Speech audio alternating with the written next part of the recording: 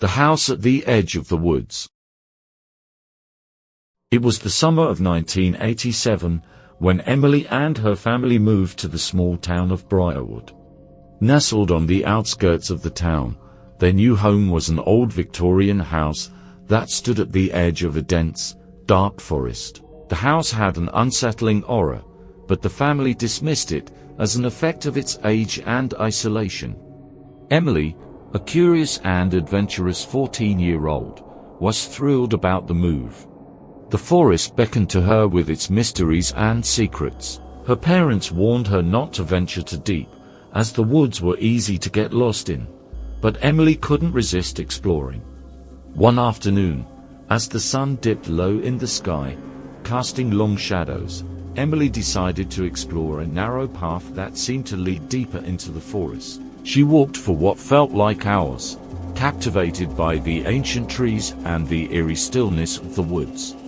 Suddenly, she stumbled upon a small, dilapidated cabin hidden among the trees. The cabin looked abandoned, its windows shuttered and its door hanging off its hinges. Curiosity piqued, Emily stepped inside. The interior was dark and musty, filled with old furniture and cobwebs. As she explored, she found a dusty old diary lying on a table. She opened it, revealing pages filled with frantic, barely legible handwriting. The diary belonged to a girl named Sarah, who had lived in the cabin decades ago. As Emily read, she discovered that Sarah had been tormented by strange occurrences in the cabin. She wrote about whispers in the night, shadows that moved on their own, and a feeling of being watched. The last entry was particularly chilling. "They're coming for me. The shadows, I can't escape." A sudden creak made Emily jump. She looked around, her heart pounding. The cabin seemed to grow colder, and the shadows in the corners of the room seemed to stretch and writhe. She felt a cold breath on her neck and heard a whisper, "Leave now." Terrified, Emily ran out of the cabin, stumbling through the forest as the sun set and darkness enveloped the woods. She finally burst out of the forest and into the safety of her yard. Breathless and shaken, she vowed never to return to the cabin. That night, Emily had trouble sleeping. She kept thinking about Sarah and the ominous diary entries. As the hours passed, she finally drifted into an uneasy sleep, only to be awakened by a faint whisper, "Help me." Emily sat up, her heart racing. The voice seemed to come from the direction of the forest. She knew she had to go back, despite her fear. She grabbed a flashlight and quietly slipped out of the house, making her way back to the cabin. As she approached, she saw a faint light flickering in the cabin's window. Emily steeled herself and stepped inside. The light was coming from the diary, now glowing with an eerie luminescence. The pages flipped open on their own, and words began to appear. "Find me, free me." Determined to uncover the truth and help Sarah, Emily followed the clues in the diary, which led her to a hidden trapdoor beneath the cabin. She pried it open and descended into a dark, damp cellar. The air was thick with the smell of decay, and the walls were lined with strange symbols. At the far end of the cellar, Emily found a small, crude altar. On it lay a locket with a picture of Sarah inside. As she touched the locket, a cold wind swept through the cellar, and she heard Sarah's voice, "Clearer now, thank you." Suddenly, the cellar walls began to shake, and the shadows grew darker and more menacing. Emily grabbed the locket and ran back up the stairs, the shadows chasing her.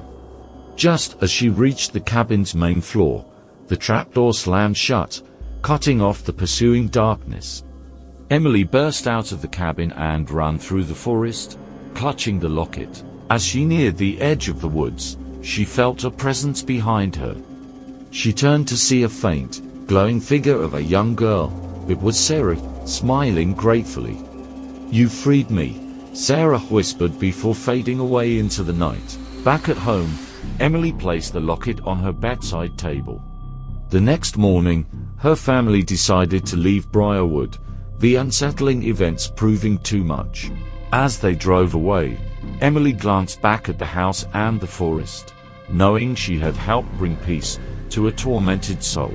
Years later, Emily would remember that summer with a shiver, the memory of the house at the edge of the woods and the whispers of the shadows lingering in her mind.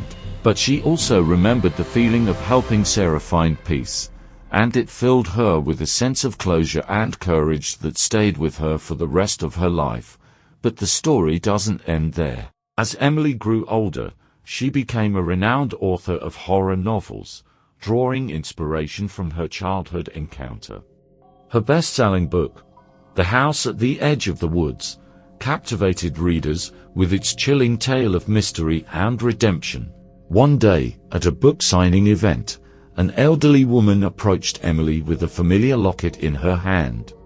"This belonged to my sister, Sarah," the woman said, her voice trembling.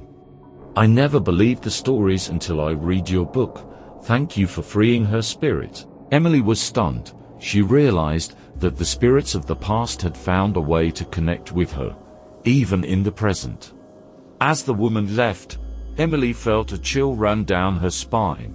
She looked at the locket, now in her possession once again, and heard a faint whisper, "The shadows are never truly gone."